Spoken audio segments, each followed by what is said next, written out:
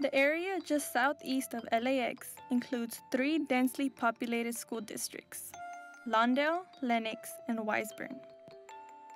All of the schools are underperforming and under state mandate to improve. Get this, according to the most recent Cal State study, more than 65% of these students drop out of high school. That's 4 times the state average.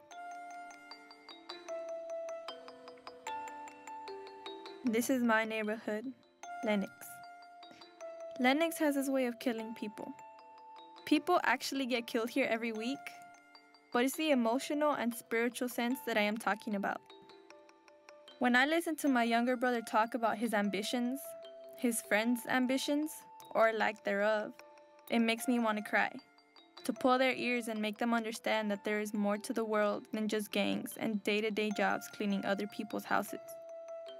They have no hopes for themselves, no dreams, no aspirations. I might as well be looking at walking corpses, because these kids think they have nothing to live for, and as long as they keep thinking that, they won't. I know this better than any one of them. I used to be one of them. In middle school, I was dead inside. I honestly didn't think there was much of a world past Lenox.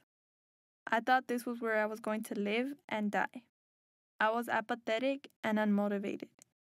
Even though I was too young to start thinking about what I wanted to do when I grew up, I had already stopped caring about growing up. However, one day, in the first week of 7th grade, this gringo came into my language arts class and whispered something to the teacher. The next thing I know, I'm talking to Mr. Eisner and he's telling me that he had been watching my test scores and grades for a few years and getting feedback on me from my teachers.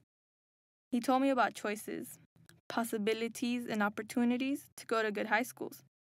I had no idea what he was talking about. At 12 years old, I only had heard of one neighborhood high school, and that was because my older brother had gone there. I hardly knew the difference between private and public schools. There was no need to know the difference. It wasn't like anyone in the barrio could afford to go to a private school, even if they wanted to. A year and 6 months later, as I waited for the acceptance letters from the schools to which I had applied, I still had this lingering doubt that told me to be prepared for disappointment. Even after all the essays, tours, and interviews, I doubted myself, just a little bit. I had 13 years worth of disappointments that wouldn't let me get carried away or completely trust what anyone said. The YES program showed me that there was a world beyond the 3 big streets and 1 freeway that surround my barrio. It has impacted my life in so many ways. I wouldn't even know where to begin. It gave me hope. Hope for myself, hope for my parents, hope for all the other bright kids at the middle school where they found me.